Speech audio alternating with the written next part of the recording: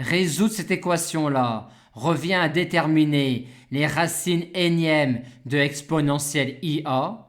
Or, les racines énièmes de exponentielle IA s'obtiennent en prenant une racine énième particulière d'exponentielle IA et en la multipliant par les racines énièmes de l'unité. On en déduit alors une écriture des solutions de E sous la forme exponentielle iθk moins 1 que l'on peut transformer par la technique de l'arc-moitié.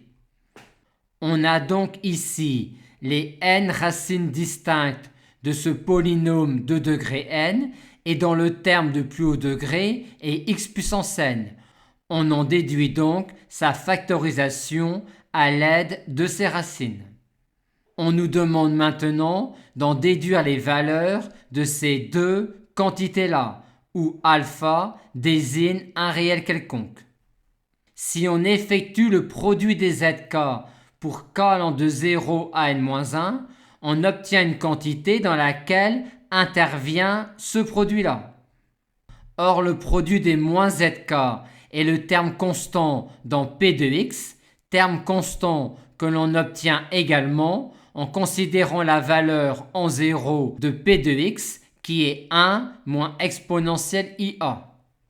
Quand on effectue le produit des moins zk, on a moins 1 à la puissance n, on a 2 à la puissance n, on a i à la puissance n, et pour obtenir le produit des exponentielles iθk sur 2 pour k allant de 0 à n-1, on est amené à considérer la somme de k égale 0 à n-1 des θk sur 2 qui donne a sur 2 plus pi fois n-1 sur 2.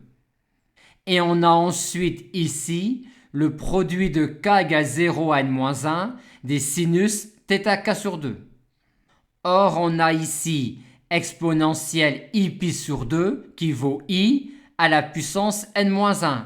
On a donc i puissance n fois i puissance n qui nous donne moins 1 puissance n qui disparaît avec celui-là.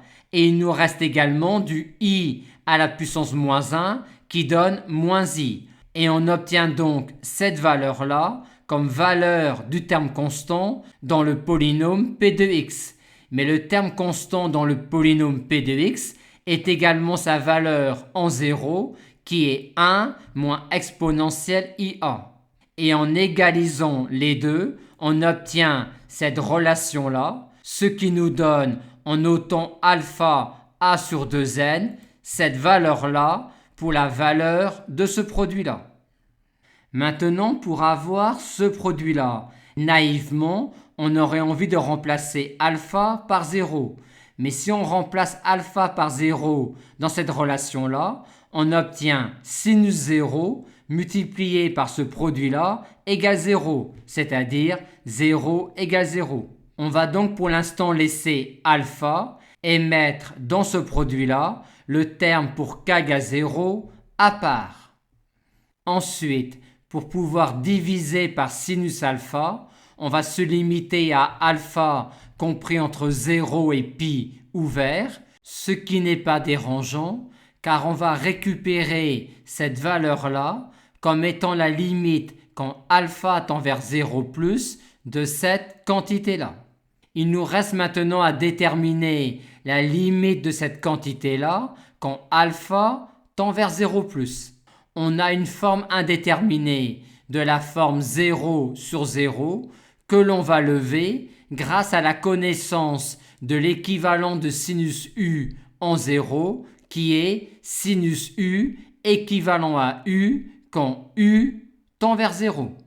On en déduit alors que cette quantité-là est équivalente en 0 plus à n sur 2 puissance n-1 et que donc n sur 2 puissance n-1 est la limite quand alpha tend vers 0 plus de cette quantité-là, ce qui nous donne la valeur de ce produit-là.